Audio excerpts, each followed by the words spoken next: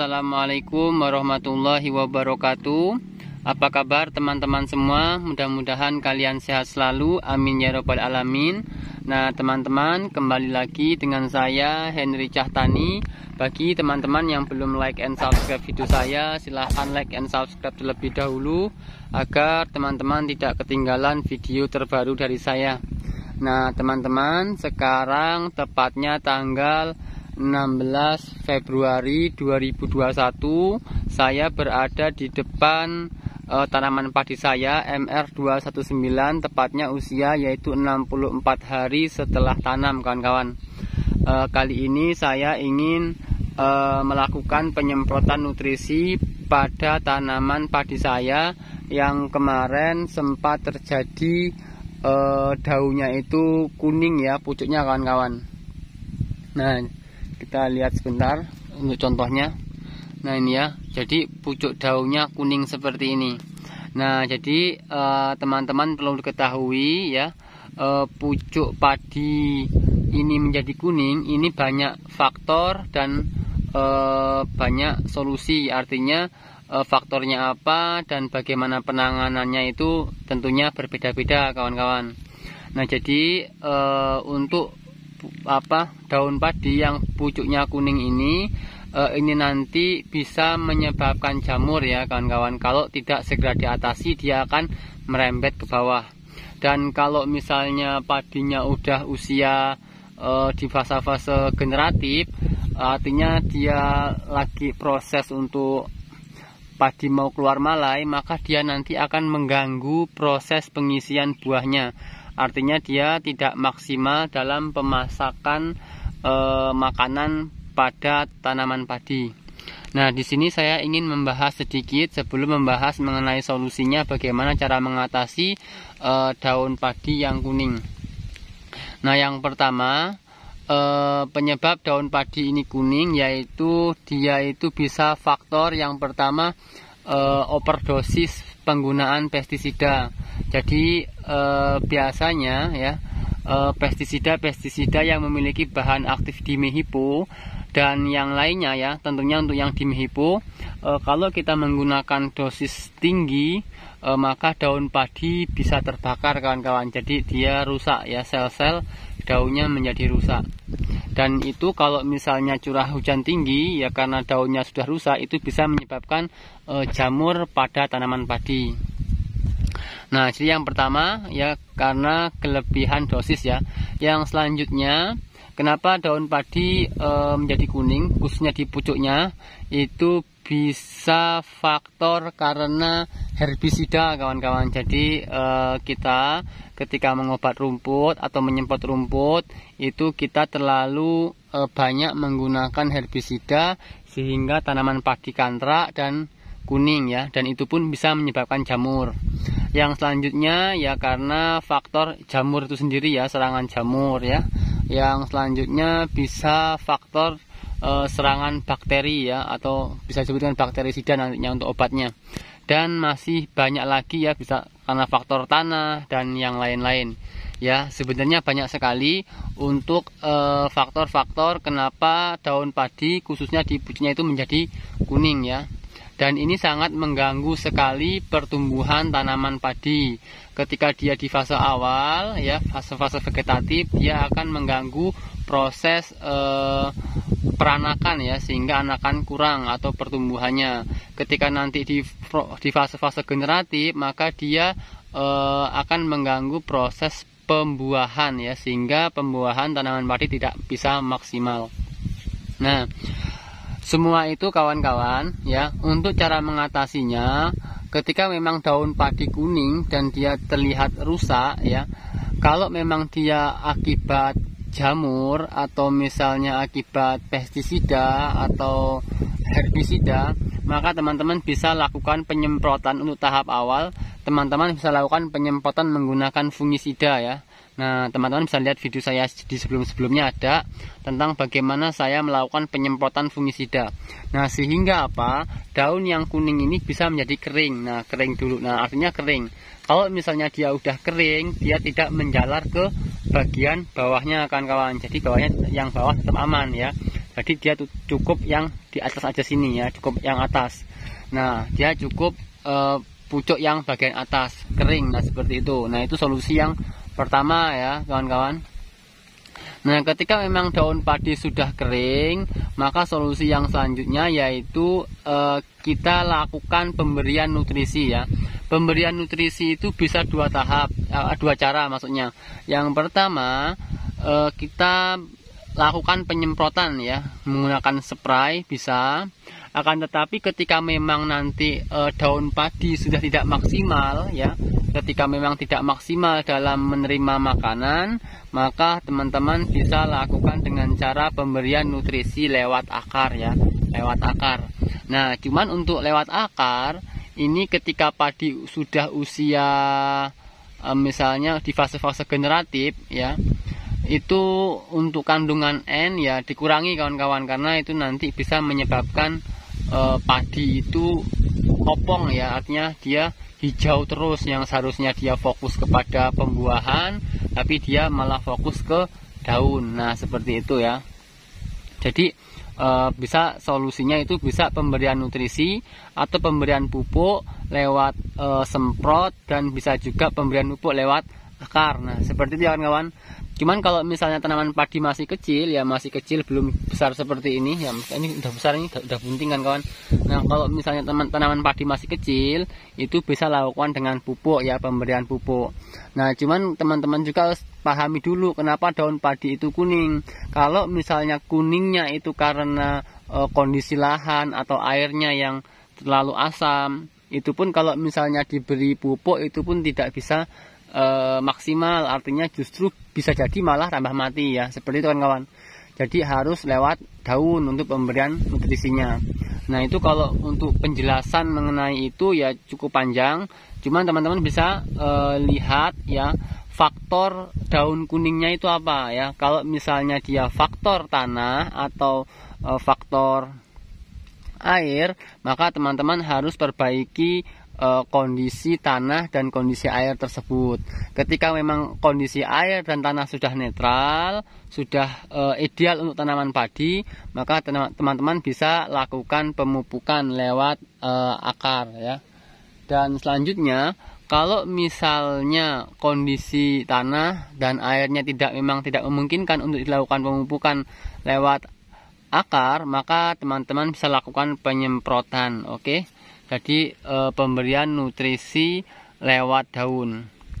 Nah, kalau dalam hal ini kuningnya padi saya ini untuk pucuknya ini karena memang dia kemarin tuh overdosis ya kan kawan, overdosis pestisida, dan waktu itu kan bukan saya yang nyemprot ya, jadi teman saya yang nyemprot dan dia nggak tahu seharusnya itu digunakan untuk 1,5 hektar ya, anjuran pakainya ini digunakan untuk lahan 1,5 hektar. Nah, kayak gitu. Tapi nggak apa kan kawan, ini masih bisa diatasi ya. Nah, ini misalnya seperti ini, alhamdulillah ya sudah mulai hijau lagi ya, sudah mulai hijau. Dan sekarang ini saya ingin memberikan nutrisi lewat daun, karena kalau misalnya mau saya pupuk lagi, tidak memungkinkan kawan-kawan, karena memang tanaman padinya sudah bunting ya, sudah bunting.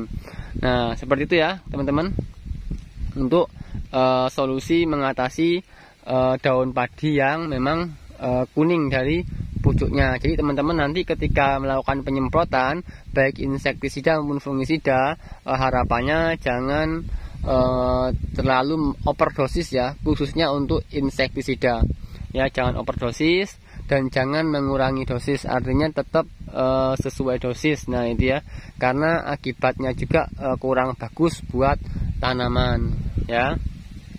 Oke kawan-kawan, bisa dipahami ya. Nah, adapun untuk nutrisi yang mau saya pakai dalam penyemprotan tanaman padi saya ini, yaitu yang pertama saya menggunakan ini kan kawan, merek dagang Restro ya. Nah, Restro ini, Restro. Nah, teman-teman, ini sebenarnya teman-teman nggak harus pakai merek dagang Restro ya, bisa pakai yang lainnya ya. Nah, ini kalau kandungannya kita lihat ini plus JPT Gibralin ya, K3. Nah, ini untuk pertumbuhan vegetatif, berarti kan masih awal ya, masih fase-fase awal. Tapi nggak apa-apa, ini bisa kita gunakan di fase-fase generatif ya, kalau memang kita fokusnya pada daun ya. Untuk pertumbuhan vegetatif, pemicu hijau daun, akar batang, dan tunas. Nah seperti itu. Ini untuk kandungannya CBT gibralin asid, Ga3, unsur haranya ada NPK, S, magnesium ya, N 26%, P 10%, K 10%, sulfurnya 6%, magnesiumnya 3%. Untuk dosis yaitu 2-3 ml per liter. Dan ini teman-teman, ini kemasan 500 ml. Nah jadi ini nanti saya akan menggunakan dosis yang tinggi, yaitu 5 ml per liter. Artinya kurang lebih dalam satu tangki 16 liter saya mau menggunakan dosis yaitu 80 ml per liter ya. Nah ini ya. Nah ini kalau misalnya kita lihat ini ya, ini di unsur haranya ya 100% Viclor. Nah ini ya, seperti ini ya. Nah jadi saya pakai ini. Dan selanjutnya ini nutrisinya ya kawan-kawan, nutrisinya. Yang selanjutnya saya pakai kalsium ya. Kalsium itu buat apa? Yang jelas teman-teman udah paham lah ya mengenai kalsium. Ini proteksi virus dan bakteri. Kalsium itu secara umum yaitu memperkuat batang, memperhijau daun ya. Yang jelas merangsang pembungaan. Nah itulah kalau kalsium. Jadi membuat tanaman padi lebih sehat. Nah itu ya untuk kalsium ya. Dan kalsium juga ini memberikan apa ya, nutrisi pada sel-sel tanaman ya, agar dia lebih peremajaan kembali. Nah seperti itu. Dan selanjutnya saya menggunakan Gibro ya, ini Gibro panen karena padi saya ini udah udah bunting ya, udah bunting. Jadi saya menggunakan Gibro panen. Tujuannya yaitu untuk mempercepat GPT ya, mempercepat pertumbuhannya ya, memacu pertumbuhan, untuk memperpanjang malai dan untuk memaksimalkan pengisian bulir padinya. Nah itu untuk Gibro, yang jelas dia mempercepat untuk pertumbuhan. Nah seperti itu ya kawan-kawan ya. Jadi nutrisinya yang saya pakai yang jelas ini Restro tadi, sama kalsium sama Gibro untuk mengatasi daun padi yang pucuknya kuning. Nah cuman sebelumnya sudah saya aplikasikan fungisida tunggal kan kawan. Jadi sebelumnya udah saya semprot fungisida, dan sekarang udah daun padi yang kuning itu sudah garing. Lalu sekarang saya berikan nutrisi untuk memacu pertumbuhan sel-sel tanaman kembali. Nah adapun untuk penyemprotan pada kali ini saya tetap menggunakan fungisida. Nah fungisida yang saya pakai ini Kojo ya, merek dagang Kojo, ini dari Corteva kawan-kawan. Nah ini memiliki dua bahan aktif yaitu tricyclazole dan azoxystrobin, dan ini sangat bagus sekali untuk mencegah adanya patah leher kawan-kawan, patah leher, blas, bercak, hawar daun, hawar pelepah, dan yang lain-lain.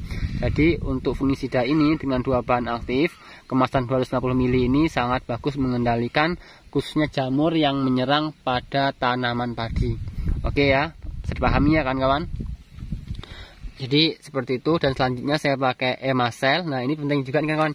Emacel ini ya, emamectin benzoat ini juga sebenarnya mengandung ZPT kan kawan. Jadi teman-teman kalau misalnya ya menyeprai tanaman padi menggunakan bahan aktif emamectin benzoat, itu tanaman padi akan terlihat lebih hijau daunnya. Nah seperti itu ya, teman-teman bisa buktikan saja kalau misalnya nanti teman-teman spray padi menggunakan bahan aktif emamectin benzoat. Tidak harus pakai merek dagang Emacel ya, teman-teman bisa pakai merek dagang yang lainnya ya. Akan tetapi yang memiliki bahan aktif yaitu emamectin benzoat. Dan yang terakhir saya campur dengan perekat. Oke ya kawan-kawan. Dan untuk aplikasinya ya seperti biasa, ini nanti kita campurkan semuanya. Nah coba akan kita isi dulu ya kawan-kawan. Kita akan buka semuanya. Nanti bagaimana teknik saya pencampuran. Nah ini teman-teman, sekarang udah saya buka semua ini obatnya ya, udah saya buka. Tinggal saya campurkan di ember yang ada airnya, dan tangkinya ini udah ada airnya kawan-kawan, segini airnya kurang lebih. Nah jadi untuk teknik pencampuran dan dosis yang saya pakai untuk mengatasi daun padi yang kering, untuk kalsiumnya saya menggunakan 100 gram kawan-kawan. Jadi 100 gram. Nah ini ya, dan ini adalah takaran 25 gram. Nah ini saya buat munjung, berarti 100 gram lebih ya. Nah ini untuk kalsiumnya 1, 2, 3, 4. Nah jadi udah, kita aduk-aduk kawan, jangan lupa diaduk dulu baru tambah yang lainnya. Nah jadi untuk kalsium saya menggunakan 100 gram. Kenapa saya menggunakan 100 gram yang biasanya saya menggunakan 50 gram per tangki 16 liter ya, karena memang tanaman padi saya sekarang ini sudah besar, jadi saya menambah dosisnya. Nah seperti itu ya kan kawan untuk kalsium. Dan selanjutnya kita masukkan yang Gibro. Intinya gini kan kawan, kalau misalnya teman-teman mau mencampur obat nantinya, itu usahakan dicampur di air ya, jangan dicampur di obatnya. Tapi bisa juga ada beberapa pestisida itu yang bisa dicampur ya, yang memiliki formulasi formulasinya yang mirip-mirip, yang sama, itu bisa dicampur. Nah seperti itu ya. Cuman kalau mau lebih enak, lebih aman ya campur di air seperti ini. Nah dalam pencampurannya nantinya usahakan yang bubuk terlebih dahulu dicampur dengan air dan diratakan, biar itu biar tercampur dengan air. Tujuannya apa? Agar lebih maksimal dalam pencampurannya. Dan dalam bubuk kan ada granul, ada yang bubuk ya, jadi usahakan yang granul terlebih dahulu. Nah seperti itu ya kan kawan untuk teknik pencampurannya. Nah udah, ini Gibro tadi kalsium. Yang selanjutnya saya aplikasikan yang ini Westronya ya, nutrisinya. Dan tadi saya merencana memakai 80 ml ya, 80 ml per tangki 16 liter. Cuman biar enak kita takar aja. Nah ini takarannya, ini takaran 50 ml, jadi 2 kali nanti, tapi kita ambil yang 40. Nah ini 40 ml.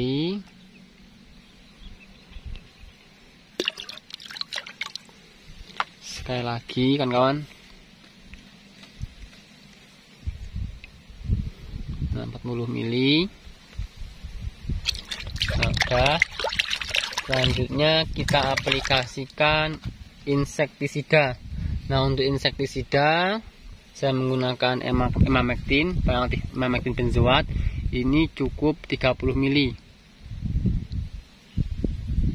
Nah 30 ml kan kawan.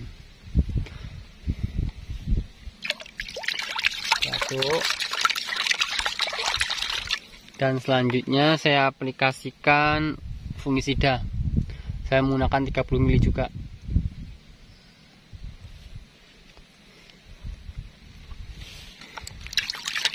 Nah nanti yang terakhir tinggal kita kasih perekat. Nah perekat ini sama sebelumnya 30 ml kan kawan, karena satu tutup ini, satu tutup perekat ini, nah ini 10 ml. Jadi kita takar di sini aja, kita pakai 30 ml. Tuh kelebihan dikit, nggak apa-apa lah ya.